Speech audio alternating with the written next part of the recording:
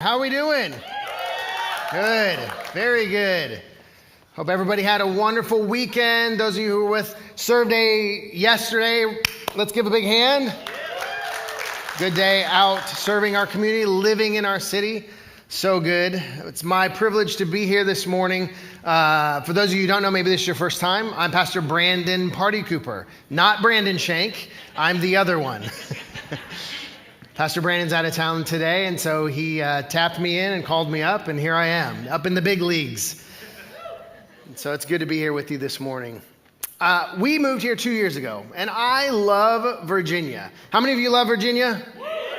Yeah. Now, I've learned that most of us are not from here. Most of us are from somewhere else. And I love living here. A couple weeks ago during 4th of July week, we went up to the Shenandoah Mountains. Or Shenandoah National Park. We went up there to the Skyland area and went hiking with our boys. We have 3 boys, 9, 6, and 4. And we kind of went all over the place. We checked out a couple waterfalls, which were both incredibly beautiful. We checked out one big lookout. It's called Stony Man Mountain Lookout. It was so cool because you're traipsing through the woods and the shrubs and everything else, and all of a sudden it just kind of opens up.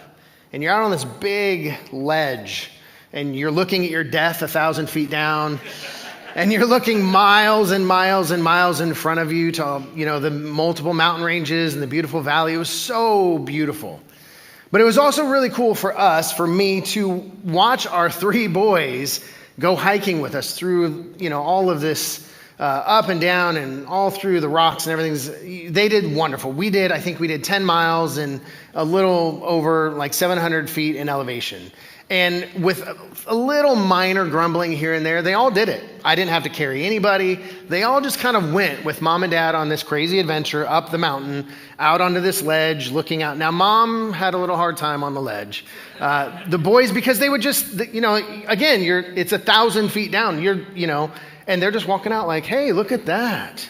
Whoa, look at that. And poor Carissa, she's in the back like, guys, just stop. Just stay where you are.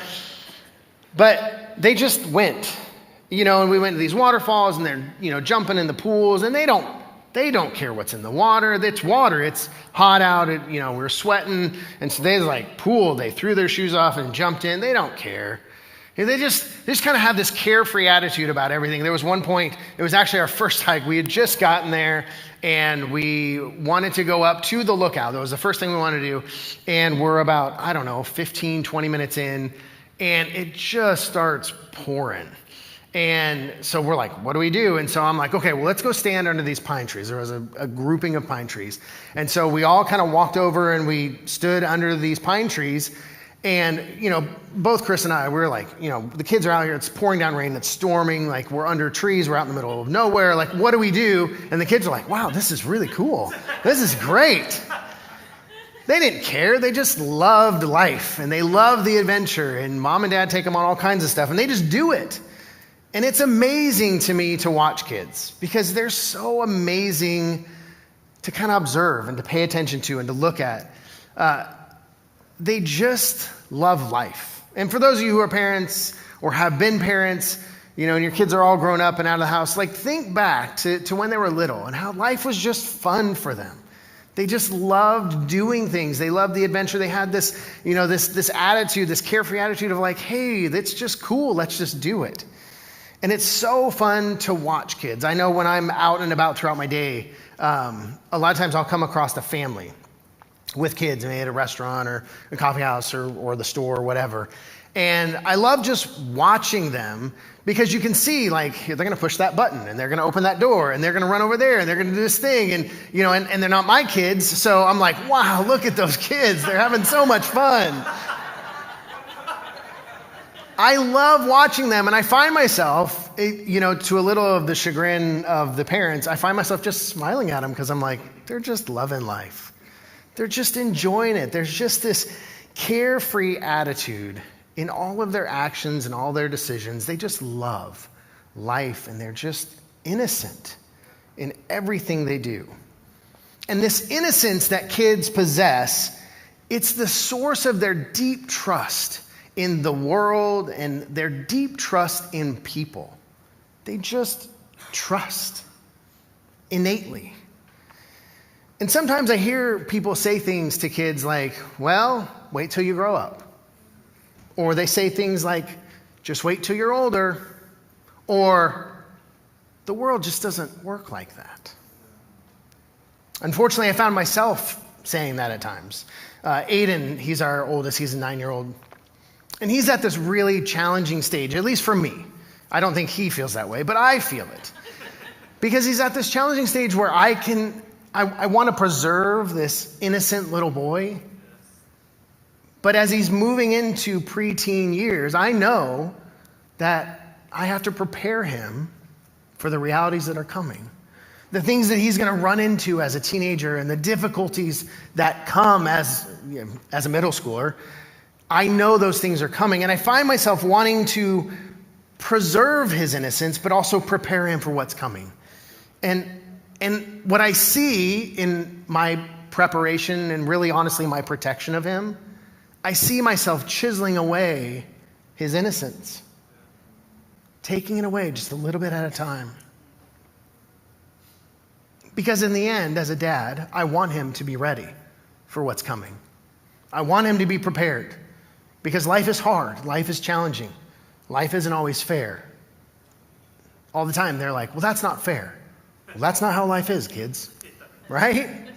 I tell them, life's not fair, so get used to it. But then at the same time, I feel myself kind of chiseling away their innocence, and it breaks my heart. Because in the end, I want them to trust in life. I want them to trust in people. And ultimately, I want them to trust in God. I don't want them to lose that innocence. And as parents in here, I'm sure you have either gone through that stage and felt that, or you're feeling it right now as you're walking them through growing up. But why do we say things like that to kids? Like, why do we tell them those things? Because when we do that, we are challenging that innate part of them. That innate, carefree, happy-go-lucky, innocent trust and innocence that they have. We're challenging that. And we're saying, hey, that thing you have right there, it's not going to do you well. Now, none of us would actually say that. But we're taking away just a little bit of their innocence every time. But let me ask you this.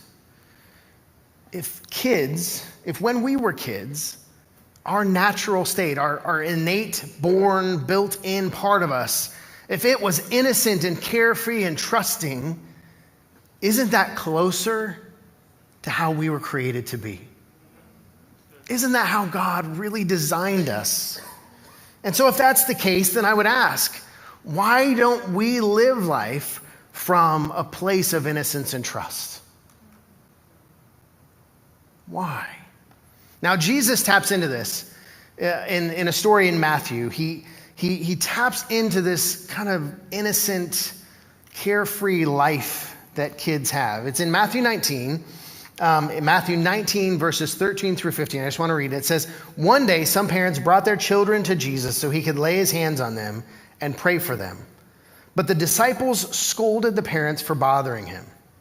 But Jesus said, let the children come to me. Don't stop them, for the kingdom of heaven belongs to those who are like these children. And he placed his hands on their heads and blessed them before he left. Now, too often, if you've ever read the book of Matthew, too often we read this story and we're kind of like, oh, that's a nice story, and then we move on. We don't really pay attention because honestly, there's nothing really significant happening here. You know, nobody's getting delivered. No demons are getting cast out. Nobody's getting healed. Jesus isn't arguing with the Pharisees. The most, the most significant thing that we see here is Jesus rebuking the disciples, his own guys. Like, hey guys, like step back. Just let the kids through. Like, you know, it's kind of interesting, but ultimately, this story just kind of comes and goes and we move on to the next thing. But I think that's purposeful by Matthew. I think when he's writing this story, this moment that Jesus had with these kids, I think he is purposely keeping it simple. And he is purposely keeping it so that we can see the one truth that's laid in here. And the truth that Jesus is giving in this moment is to let these kids come to me because of what they have inside of them. You see, when Matthew is writing this story, he is writing it particularly to a Jewish community. So when Matthew writes the Gospel of Matthew is written particularly to the Jews.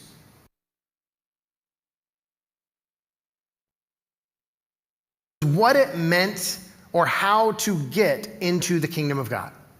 In their minds, it was about following rules. It was about keeping the laws. It was about regimenting your lifestyle choices. That's what it meant to be in the kingdom of God. If I did this, this, and this, and followed this, this, and this, and checked this box and that box and this box, then I'll get my ticket to heaven and I'll be good to go. That's how they viewed it. And Jesus, as he's so good at doing, he just kind of blows that all up in this very simple moment. Imagine the moment with me. Imagine these kids running to him. And you know, kids, they're running and they're touching his tassels and they're yanking on his garment and they're asking 500 questions and they're all talking at once. And imagine this moment. And then imagine Jesus. He's just standing there. He's just smiling and he's touching heads and giving hugs. And what is he seeing? Well, I'll tell you what he's not seeing. He's not seeing children following rules. Because any parent in here will know that when you see a group of children, then the first thing you don't think is, oh, what good rule followers they are. Oh, look at those kids. They're following the rules so well. That's not what's innately built into them. I have 3 boys. I have 3 little boys. And I'll tell you what they don't do. They don't follow the rules. I love my boys, and they're sweet boys. But they can be rebellious hellions at the drop of a hat.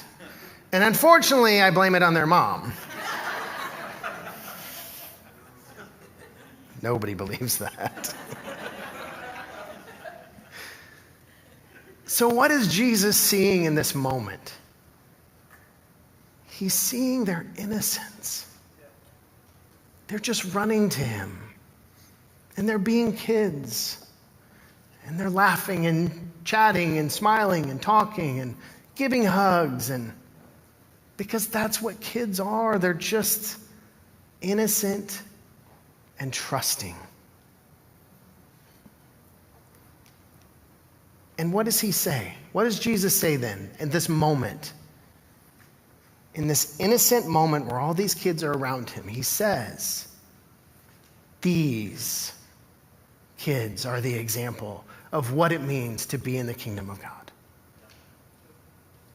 What they have is what it takes. It's not the rules.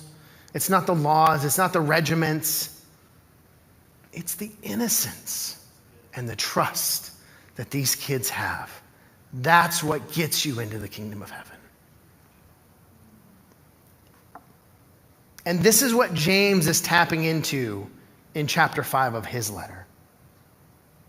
Throughout his letter, he's been giving all these little insights and pieces of what it means to live a life according to Jesus.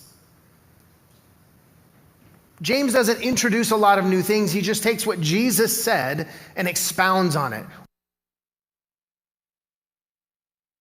If you've ever read Proverbs, it's these really quick insights of do this and this is how this works and consider the sluggard and the fool. And that's what Proverbs is. And what James is doing throughout his letters, he's doing the same thing. He's bringing these little insights to life for us.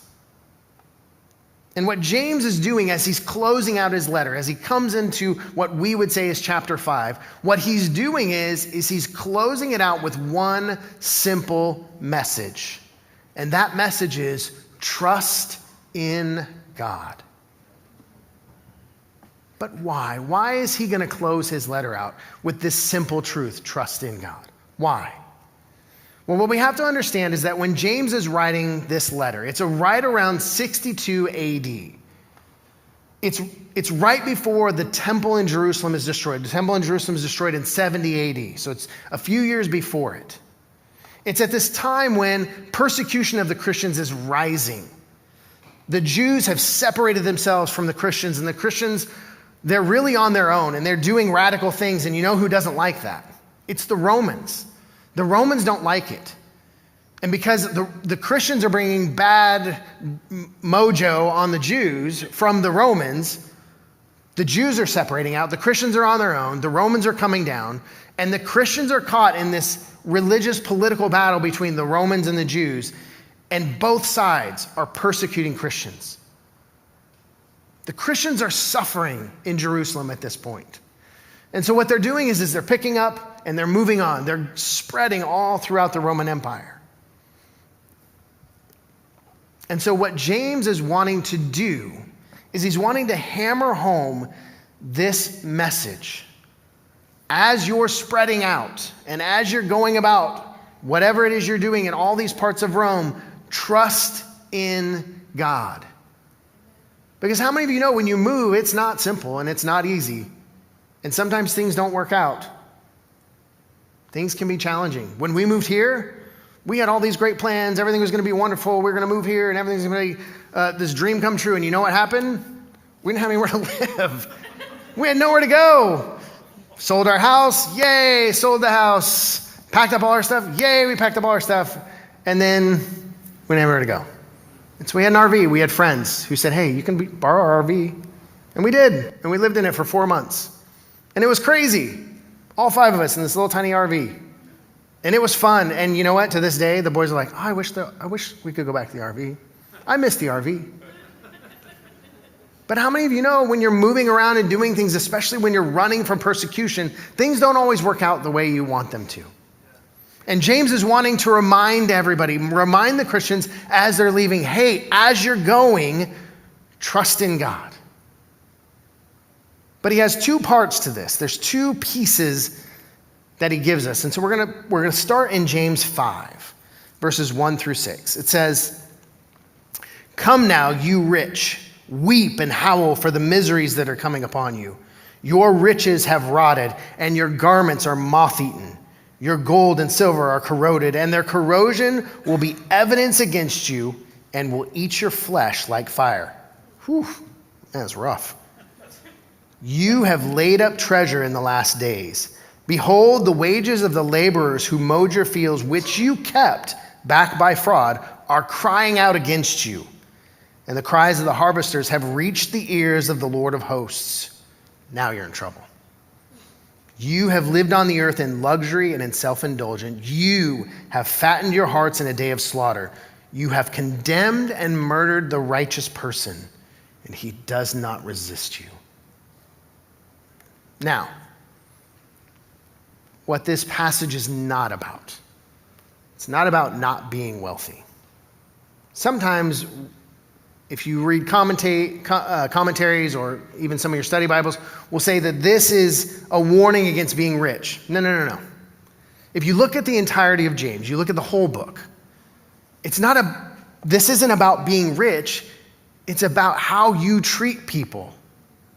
James is constantly talking about how we treat one another. And this is really about oppressors, not the rich. It's not being rich, it's how they got rich. They got rich by oppressing other people, by stealing from them, by withholding wages. That's what James is writing against. That's what he's saying. He's doing 2 things here. He's calling out the oppressors, obviously. But he's calling out primarily the Jewish religious leaders because they were the ones that were oppressing Christians. They were the reason why the Christians were being persecuted and why they were scattering. In verse 5, it says, you have lived on the earth in luxury and self-indulgence. The religious leaders lived extravagantly while their people suffered and lived in poverty. They took and took and took. And they used things like taxes to steal. And then in verse 6, it says, you have condemned and murdered the righteous person. He does not resist you. This is a nod to Jesus. This is a nod to the Jewish religious leaders crucifying Jesus. You condemned and murdered the righteous person, and he did not resist you. What James is doing is he's calling them out, yes.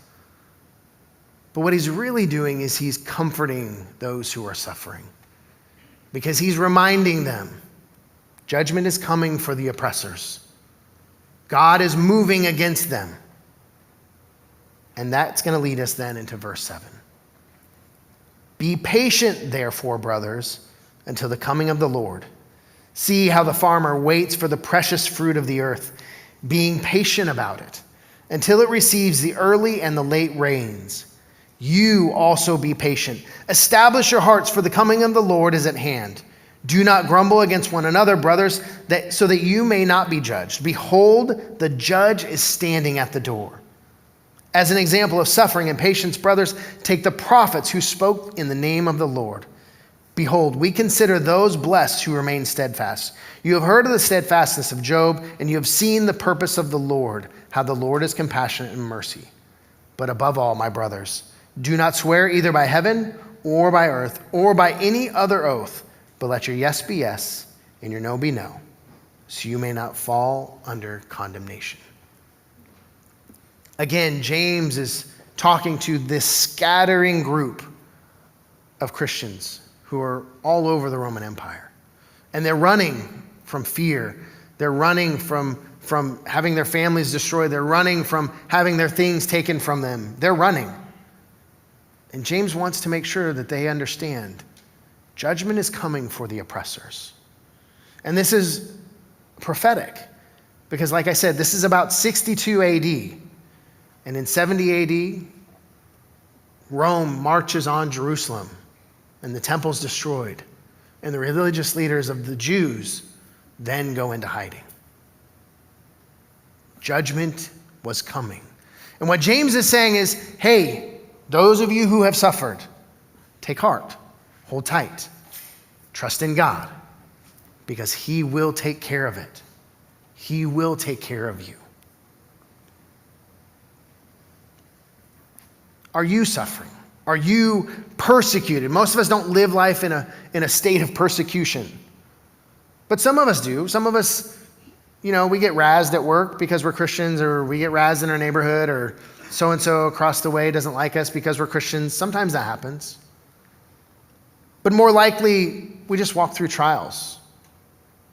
No raise of hands, but how many of us, we're having a tough go of it right now. Life is just hard. Things aren't working out.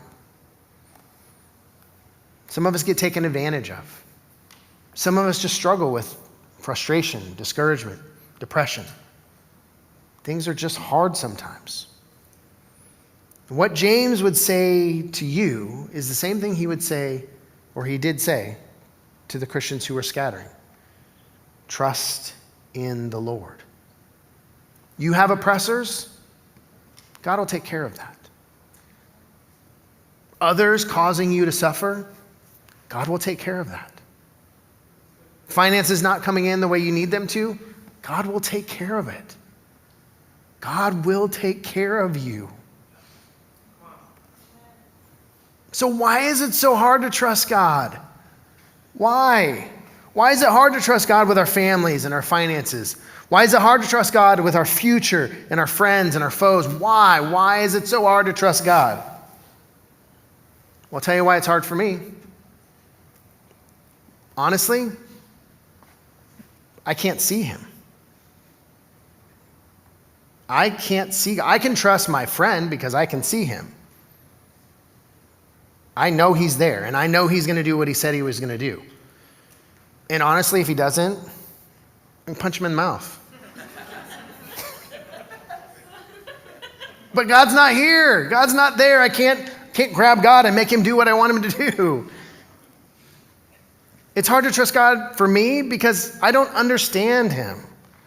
I don't understand why he does the things he does or doesn't do the things I want him to. Why, God, why? Why don't you just, it makes sense to me, God.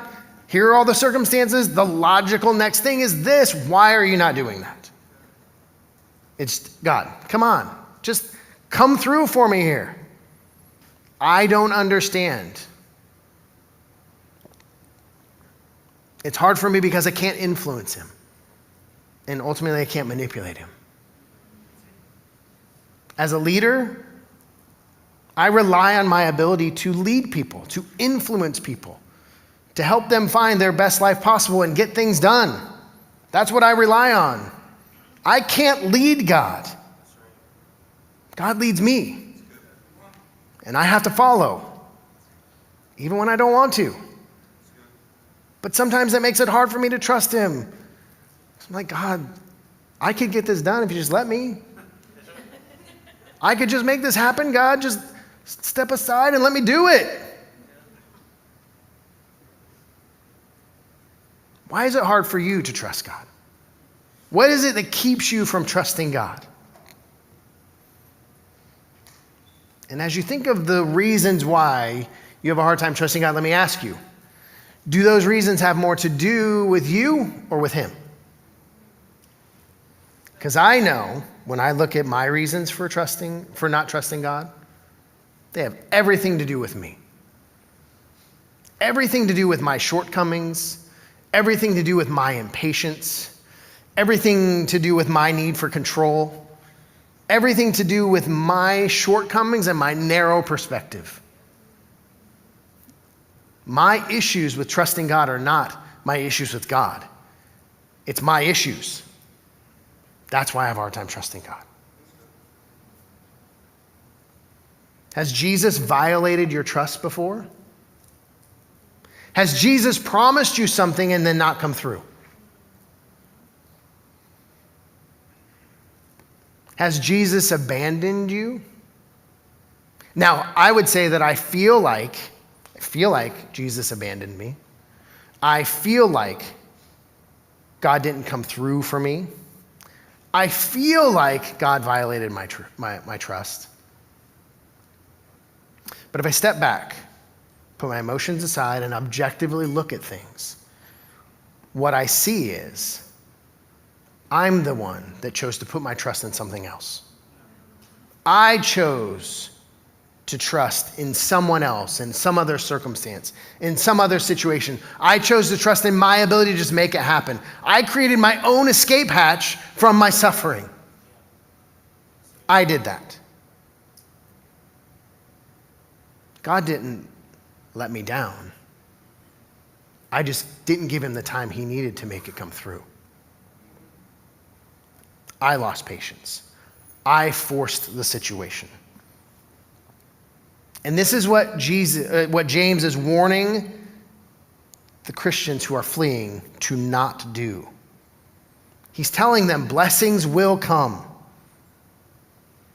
And he uses the farmer, the early and latter rains. The farmer plants the crop and the rains are there. And then there's a season between the early and the latter rains. And the farmer just has to trust that the rains are going to come. He doesn't know when. Doesn't know what it's going to look like. It doesn't know how it's going to get there. He just has to remember that it's coming. It's going to be there. But the farmer has to have patience. I think of being a farmer would be this lifelong exercise in patience. Because you have zero control over most of what's going on. And that's what James is saying. He's saying, have patience in the process. Just as the farmer waits for the latter rains, you wait for the latter rains as well. Don't lose heart in that long season. Don't grow impatient between the early and the latter rains. Just trust in the Lord. But how? How do we do that? How do we trust in the Lord? There are three things that James gives us to trust in the Lord. Because if you've been in church for any extended amount of time, you've heard this before. You've heard, just trust in God. Just trust in. You know what? I see what you're going, just trust in God. We've heard that ad nauseum. And it sounds wonderful the first time we hear it. Maybe the second. The third time I can still stomach it. The fifth and sixth and seventh and 25th time, I'm like, listen, I'm trusting God all I can, but something's got to happen here. I'm struggling. Like that latter rain is taking its sweet time and I'm ready to move. Trusting in God doesn't help. I need steps. I need to know how to do that. How do I trust in God? Well, James says, hey, I got you here. Verse 8, number 1, be patient. Be patient. Gosh darn it, that patience thing again. Be patient. We're not good at patience. And we're getting worse. I don't know about you. Maybe you have this great well of patience. I do not. I get more impatient all the time. And what James is saying is, hey, don't worry about it. Just be patient. Galatians 6:9 says, let us not become weary in doing good, for at the proper time we will reap a harvest if we do not give up.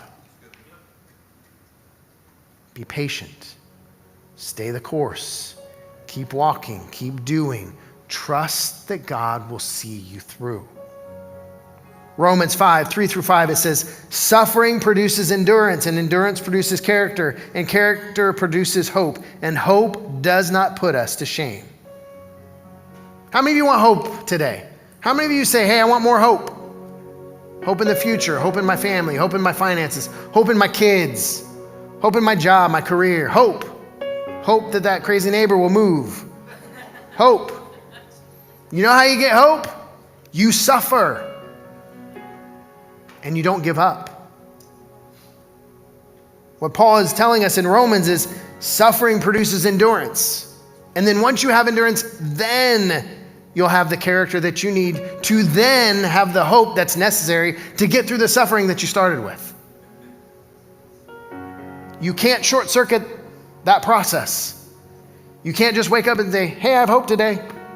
Because it's not going to stick. You're just doing mental gymnastics. Hope is here deep down in our hearts. When we trust in God, we have hope. But that means we have to have the patience to go through the process to get to the latter rains, to get to the hope. The second thing that James tells us to do in verse 8, he says, establish your heart. Now, in the Greek culture, establishing your heart was the same as it is for us of setting your mind. The Greeks believed that everything came from your heart. We believe everything comes from our intellect or our mind. And so when James is saying, when he's saying, establish your heart, we read that as set your mind. Determine that you're going to do it. Determine you're going to make it through. Determine you're going to wait for those latter rains. Determine you're not going to short circuit the process. Determine that you're going to be patient. Because if you don't set your heart or set your mind, you won't make it to the latter rains. Because trials will come, difficulties will come, challenges will come. Chris and I, we were watching this show right now. It's called Alone. And they take these people and they put them up into the remote parts of Canada. And they just have to live by themselves for as long as they can. And whoever lasts the longest wins. $500,000. The ones who have made it the longest are the ones who go in setting their minds with, I'm going to be here. Some of them say, I'm going to be here a year, which is crazy to me. But they walk into that place setting their minds, I'm going to do this. And I'm going to do this for a really long time. Because it's in the middle. It's in the desert. It's in the quiet. It's in the aloneness. It's when we feel like nothing is happening that we give up. We say, well, God's not doing anything. I better step in. I better help him out. Think about Abraham. Waiting for that kid to come. God promised me a kid. It's supposed to come. It's not coming. Let me help God out. I'm going to help God out a little bit. I'm going to have a kid with my concubine. Because he said I'd have a kid, so I'm going to do it. I'm just going to make it happen. And that one decision that Abraham made has carried throughout all of history. That one decision to short circuit God's plan and to not be patient, you got to set your mind. Set your mind, you're going to get through the difficulty. You're going to get through the suffering. You're going to wait for the latter rains, and God is going to come through trust in that. The third thing that James tells us to do, verse 9, do not grumble against one another.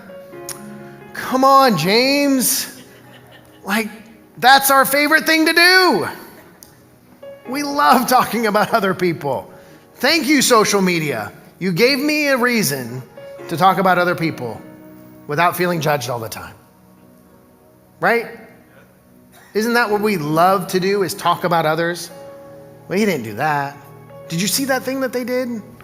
Nobody told me about it. Oh, I'm so frustrated with so-and-so. Can you believe that they did that? We're experts at grumbling about what other people do. Some of us could be professionals. That could be our job, honestly. There are jobs out there that do just that. James is saying, if you want to get through that season, you want to get to the other side, you want to see the latter rain, if you want to get through it, stop grumbling about everybody else. Just stop. 1 Peter 5:9, it says, but resist him, firm in your faith, knowing that the same experiences of suffering are being accomplished by your brothers who are in the world. Those people that you're grumbling about and talking about and complaining about, you know what they're doing? They're struggling through life just like you. Sometimes when I'm driving, I'm not a very slow driver. I'm not a real patient driver most of the time. I like driving. I just like driving. I like going. Carissa has a little Honda Accord. It's my favorite thing to drive right now because it just goes. And sometimes people will cut me off sometimes. Or go real slow in front of me. And inside me, I'm like, come on. I just want to hit that gas and go. And sometimes I do, to be honest. But there are also some times when I'm really close to Jesus that I just think, you know what? They're doing the best they can. They're hurting. They're suffering. They're struggling. They're doing the best they can right now. Just give them grace. Just give them a little space. Back off their tail. Just let them be, because they're doing the best they can. Because I know for me, there are times when I'm doing the best I can, and I just need a little space. I just need somebody to give me a little grace, because I'm doing the best I can right now. Right? Grumbling doesn't help you. It doesn't help me. So why do we do it? We're all struggling through the same things. We're all dealing with the same things. Let's stand with each other. Let's help one another. Let's be there together. Let's not fight against one another. What James wants the early church, going through persecution and going through suffering, what he wants them to do is to lean on God and trust him to get through what they're going through. And I think James is saying the same thing to us today.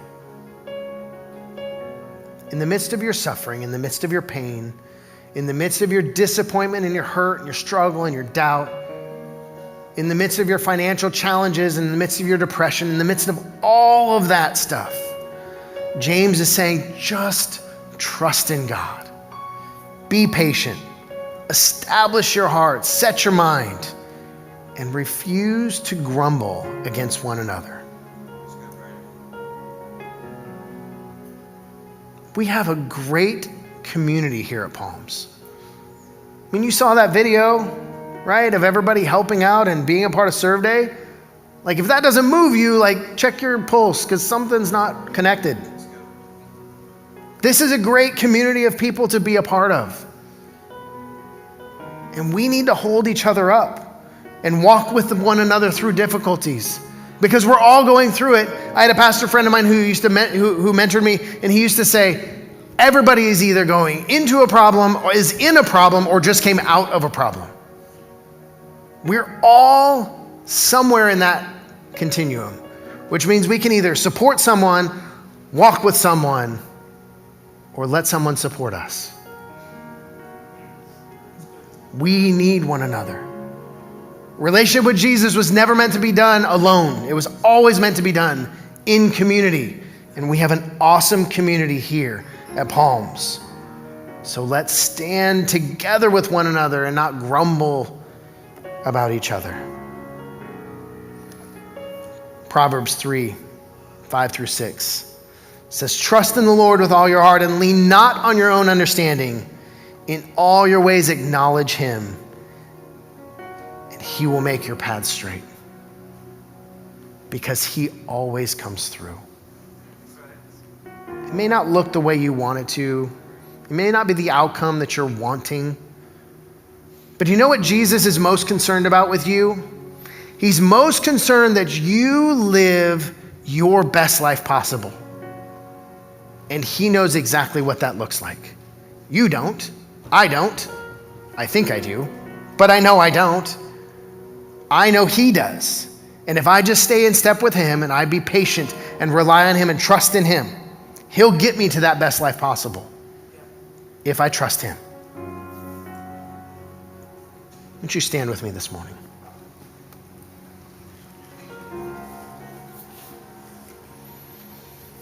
Let me ask you this morning, what area of your life are you struggling to trust God in?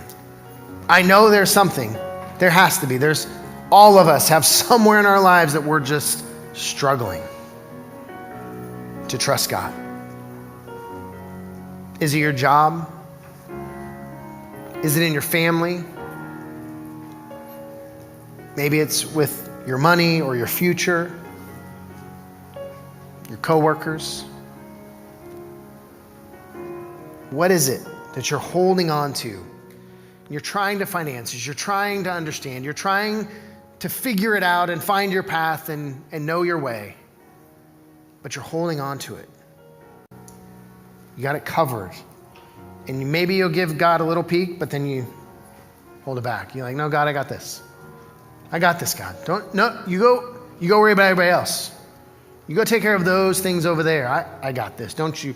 I'm gonna be gracious to you, God. I'm gonna take care of this for you. You go worry about everything else. I got this. I'll take this off your plate. What is that for you? What is the thing that you are holding on to? I want to encourage you this morning. Lay it at his feet and then walk away. Put it at his feet, turn around and walk away and let him take care of it. Because what we tend to do is we tend to bring it and we put it at God's feet and we say, God, I really need you to work in this situation. I need you to come through for me here, God. I really need answers. And then we pick it back up and we hide it and we walk away. We ask God for help, but then we don't let him help us. So in a moment, I'm going to open the altars. I'm going to pray and I'm going to open the altars. The team is going to lead us. And I want you to ask yourself, what is it that I'm holding back from God and not trusting him with? And when the altars are open, I want to encourage you to come forward and lay it at his feet. Spend some time talking to him. Honestly, I know we get real nervous about this, but if it's frustrating and you're angry at God, let him know that. God's got big enough shoulders, he can handle it. We don't. Our shoulders aren't big enough to hold it. So we need to put it at his feet and let him do it. And the altar is a great place for that. Because we can walk up, put it down, and say, God, I really need you here. I don't know how to do this. I don't know what I need to do. I don't know how to get through this situation. The hurt doesn't go away. The pain isn't going away. I can't see the answers, lay it at his feet and turn around and walk away. Because God already knows. He knows where you are. He knows what you're going through. He knows the hurt and pain. He knows. But he also knows that he's not going to take it from you.